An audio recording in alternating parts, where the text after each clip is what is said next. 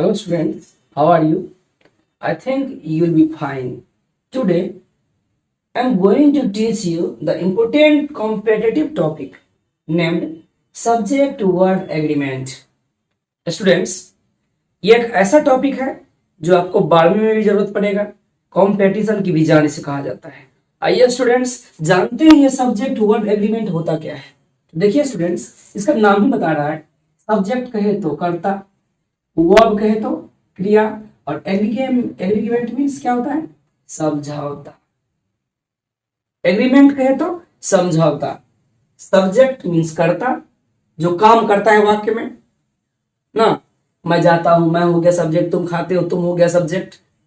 Verb जो काम को बताए, जो एक्शन को डिनोट करे, जो एक्शन को बताए, वह खेलता है, खेलना वर्ब हो गया, तुम जाते हो, जाना वर्ब हो गया। तो सब्जेक्ट के साथ वर्ब का जो क्या करेंगे हम लोग, एग्रीमेंट करेंगे, समझौता करेंगे, अलायंस करेंगे, गठबंधन करेंगे। तो काफी आसान टॉपिक है, लेकिन स्टूडेंट को ये काफी हार्ड लगता है जब तक उसे समझाया नहीं जाता है। अच्छे से ध्यान देंगे तो दुनिया के सबसे बेहतरीन तरीके से मैं आपको समझाने का प्रयास कर रहा हूं। प्लीज वीडियो को स्किप ना करें, एक एक सेकेंड को इंपोर्टेंस में रख के देखिए, अच्छा समझ में आएगा आपको। देखिए students, subject verb agreement, subject के साथ हम लोग वर्ब का एग्रीमेंट करेंगे, समझौता करेंगे ग्रामर के नियम के अनुसार। तो डेफिनेशन क्या बन सकता है कि ग्रामर का वैसा भाग जहां हम लोग सब्जेक्ट और वर्ब का एग्रीमेंट करते हैं, अलायंस करते हैं, गठबंधन करते हैं, ग्रामर के उसी भाग को कहा जाता है सब्जेक्ट वर्ब एग्रीमेंट। आया समझ में? सब्जेक्ट वर्ब एग्रीमेंट में ये दो रूल काफी ज्यादा इंपॉर्टेंट हैं। आपको ध्यान रखना है कि अगर वाक्य का सब्जेक्ट सिंगुलर हो तो हमें वर्ब भी सिंगुलर ही यूज करना है, और अगर आपके वाक्य का सब्जेक्ट प्लूरल हो तो हमें वर्ब भी प्लूरल ही यूज करना है।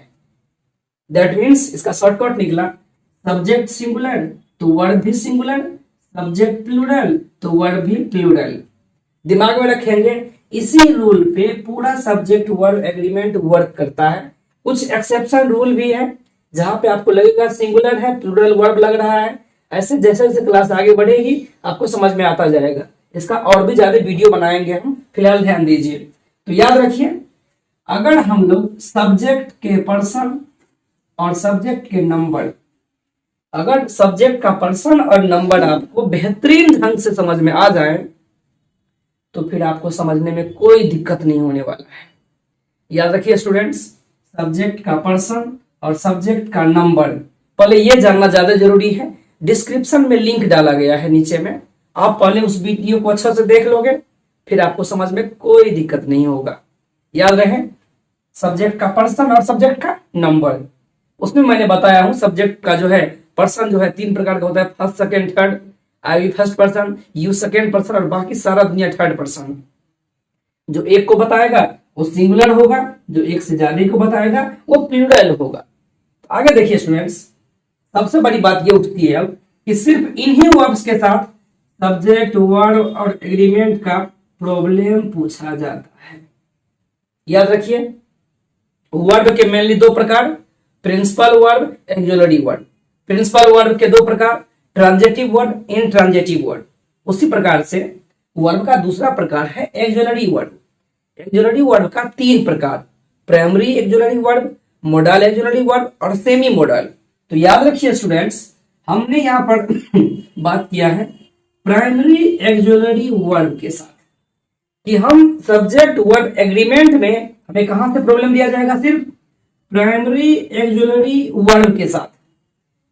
तो प्राइमरी एक्सुलरी वर्ब क्या है आपको बेहतर पता है, बी, डू और हैव। बी, डू और हैव, अपना बी हीरो वाला में बी और डू और हैव। बी का प्रेजेंट रूप है, पी आर मतलब present, is, am, are. Be का पास्ट रूप है स्टूडेंट्स, was, were, ये पास्ट रूप हो गया बी का। और डू का फॉर्म चलता है डू और डज, इसमें डीड। याद रखिए, डीड का कोई इसमें प्रॉब्लम नहीं पूछता है, हैव और हैज। तो देखिए 2, 2, 4, 3, 7 और 2, 9। इसी 9 जो ये वर्ड है, 9 जो वर्ब है प्राइमरी एक्सुलरी वर्ब, इसी से रिलेटेड हमेशा इसका प्रॉब्लम पूछा जाता है सब्जेक्ट वर्ब और एग्रीमेंट का।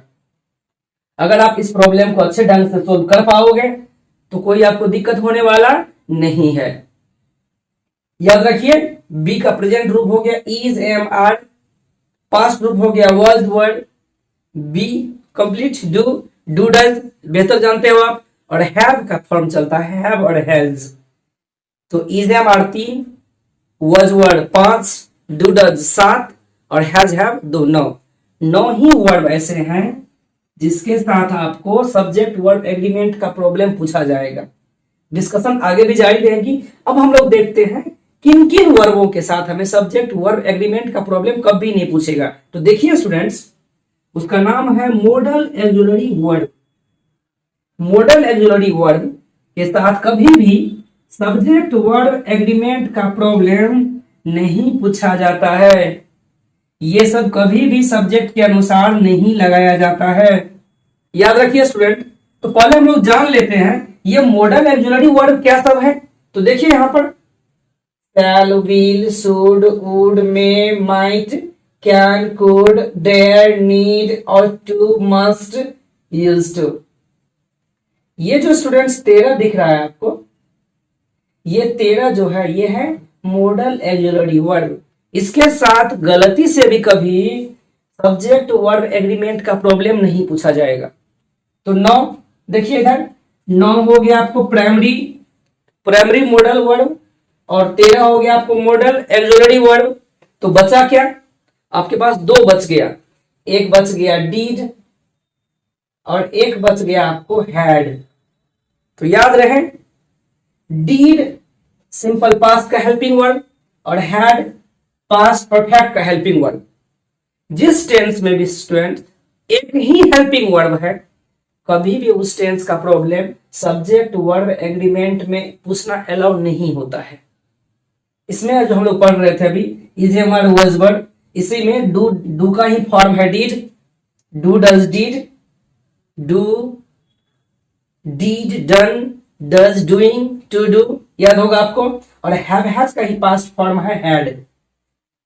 लेकिन चूंकि ये एकलौता वर्ब है अपने टेंस के लिए, इसीलिए इसका भी प्रॉब्लम आपको सब्जेक्ट वर्ब एग्रीमेंट में नहीं पूछा जाता है। आया समझ में? नाउन जो होता है, नाम किसी का या संज्ञा हम उसे बोल सकते हैं, किसी व्यक्ति का नाम हो, किसी वस्तु का नाम हो, किसी स्थान का नाम हो, कोई फीलिंग का नाम हो, कोई इमेजिनेशन का नाम हो, वही नाउन होता है। नाउन का जो मूल रूप है स्टूडेंट्स वो क्या होता है? हमेशा सिंगुलर फॉर्म में रहता है। जैसे मैंगो, मैंगो मीन्स आम, एक ठो आम सिंगुलर हो गया। डॉग कुत्ता, एक कुत्ता। कैट बिल्ली, एक बिल्ली। शिप एक जहाज। मीन्स नाउन का जो बेस फॉर्म होता है वो क्या होता है? सिंगुलर। स्टूडेंट्स अगर हम नाउन में एस या एस जोड़ते हैं अंत में तो नाउन का क्या बनता है? प्लूरल बनता है, क्योंकि नाउन का जो बेस फॉर्म है वो हमेशा सिंगुलर में होता है। जैसे मैंगो, तो मैंगो मीन्स कितना? आम, एक आम। अगर मैं मैंगो में एस या एस जोड़ूं तो ये जो मैंगोज बना ये मैंगो का प्लूरल फॉर्म हो गया। क्लियर है? जैसे डॉग, डॉग मीन्स एक कुत्ता, तो जो एक को बताएगा वही तो सिंगुलर होता है, नामिकरण सिंगुलर जो सिंगल को बताएगा। तो डॉग मीन्स एक कुत्ता, डॉग का जो हम बनाएंगे प्लूरल तो क्या बनेगा? डॉग्स बनेगा ना। डॉग का प्लूरल क्या होगा? डॉग्स। तो याद रखिए नाउन का बेस फॉर्म सिंगुलर में होता है।